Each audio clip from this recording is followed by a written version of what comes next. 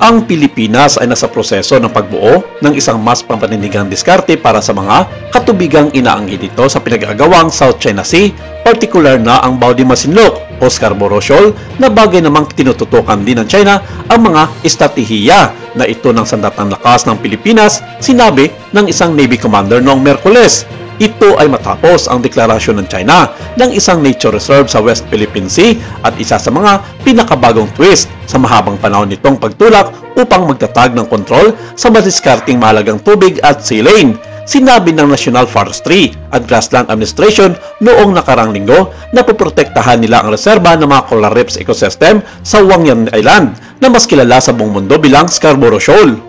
Ngunit naniniwala ang mga eksperto sa labas na ang anunsyo ay higit na hinimok ng geopolitics kaysa sa pangangalaga sa kapaligiran. Ang outcropping ay isang tatuslok na kadena ng bahura at bato na may lagon na mayaman sa isda. Sa gitna nito ay isang mainit na pinagtatalo ng teritoryo na inaangkin din ng Pilipinas at ng Taiwan. Ang Maynila na inaangkin din ng shoal ay nasa gitna ng pagbuo ng isang pambansang diskarte na may mas malakas na paggigiit ng mga karapatan sa dagat. At nito lamang linggo, iniulat ng isang pahayagan na hindi papayag ang bansang Amerika na mapapasakamay ito ng China ang Bao de Masinloc at isa ito sa pinakaimportanteng bahagi ng kanilang estratehiya laban sa bansang China. Dahil dito, ang daungan ng Pilipinas sa Subic na dating tahanan ng pinakamalaking base sa ibang bansa ng United States Navy ay muling umuusbong bilang isang sentro ng magkakatulad at mapupuno na naman ng mga barkong padigma ng Amerika sa mga susunod na linggo o buwan.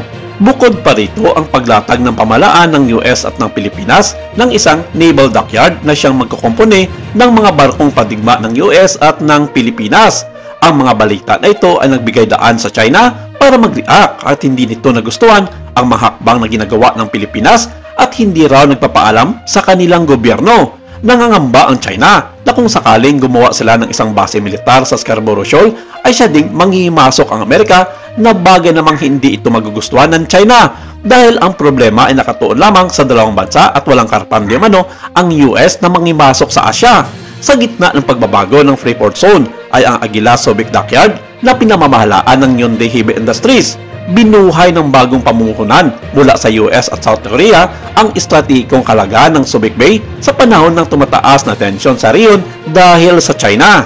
Samantala, pagkatapos ng assassination ni Charlie Kirk noong nakarang linggo na sanhi ng kanyang kamatayan, lumabas ang ilang mga video leaks kung saan binalaan na pala nito ang gobyerno ni President Donald Trump sa magiging maitim na plano ng China hindi lamang sa Amerika kundi sa buong sangkatauhan. Bago ang kanyang pagkamatay sa kanyang naging interview sa isang Chinese national na si Van Fleet na tumakas mula sa China, sinabi nito na ang libo-libong mga Chinese na pumapasok sa Amerika bilang mga illegal immigrant ay hindi mga simple at ordinaryong Chino lamang. Na ayon kay Xi, umpisa na ito ng paglusob ng China sa Amerika at patuloy pa ang pagdami ng mga ito sa pagbuo ng mga sekretong base at grupo sa iba't ibang sulok ng Amerika. Inamin mismo ni Xi kay Charlie Kirk na ang lahat ng mga Chino na patuloy na pumapasok sa Amerika ay suportado ng kanilang gobyerno at may mga insentibong bayad sa kanilang mga pamilya na iniwan sa mainland China.